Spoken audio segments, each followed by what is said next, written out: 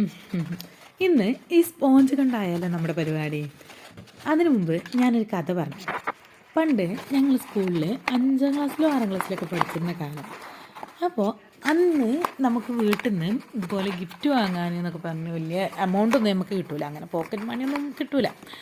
അപ്പോൾ അതുകൊണ്ട് തന്നെ നമുക്ക് നമ്മുടെ ഫ്രണ്ട്സിന് നമുക്ക് ഗിഫ്റ്റ് കൊടുക്കും വേണം. അപ്പോൾ നമ്മൾ എന്താ ചെയ്യുക, അന്ന് ഇതുപോലുള്ള സ്പോഞ്ച് അത് വെച്ചിട്ട് ടെഡി ബെയറോ അല്ലാന്നുണ്ടെങ്കിൽ ക്രേപ്പ് പേപ്പറില്ലേ, പണ്ട് വർണ്ണക്കടലാസ് എന്നൊക്കെ പറയും ഞങ്ങൾ, അത് വെച്ചിട്ട് ഫ്ലവേഴ്സ് ഉണ്ടാക്കി കൊടുക്കും. അതുപോലെ പണ്ട് ഈ മാറ്റ് നൂലുണ്ടായിരുന്നു, അത് വെച്ച് ബാഗ് ഉണ്ടാക്കി, ഹാൻഡ് മെയ്ഡായിട്ട് നമ്മൾ ബാഗ് നൂല് വെച്ചിട്ട് ബാഗ് ഉണ്ടാക്കി കൊടുക്കുക. ഇങ്ങനത്തെ സംഭവങ്ങളൊക്കെ ഇങ്ങനെ ഒരുപാട്. അല്ലെങ്കിൽ ചിരട്ട വെച്ചിട്ട് പിന്നെ ഒരു ഒരു മുള്ളിൻ്റെ ഒരു മരമുണ്ട്, അതിൻ്റെ കായ് വെച്ച് മോതിരമൊക്കെ ഉണ്ടാക്കി ഒരതി ഒരു മോതിരത്തിൻ്റെ ഷേപ്പൊക്കെ ആക്കി. അത് ഭയങ്കര കഷ്ടപ്പാടാണെങ്കിലും അതിലൊക്കെ ഒരു സന്തോഷം ഉണ്ടായിരുന്നു. നമ്മുടെ ഫ്രണ്ട്സിന് വേണ്ടി നമ്മൾ കൊടുക്കുന്ന ഗിഫ്റ്റാണ്, അത് ചെറുതോ വലുതോ കഷ്ടപ്പെട്ടതോ അല്ലാത്തതോ നമുക്കതൊക്കെ കൊടുക്കുമ്പോൾ ഭയങ്കര സന്തോഷമായിരുന്നു. അപ്പോൾ ഇന്ന് ഈ സ്പോഞ്ച് കിട്ടിയപ്പോഴും ഞാൻ എൻ്റെ ഫ്രണ്ട്സിനൊക്കെയാണ് ഓർത്തത്, ഇതുപോലെയൊക്കെ ഒരു കാലഘട്ടം ഉണ്ടായിരുന്നു എന്ന്. അപ്പോൾ എന്താണ് ഇതുപോലെയുള്ള നിങ്ങളുടെ ഓർമ്മകൾ, അത് പറയണം.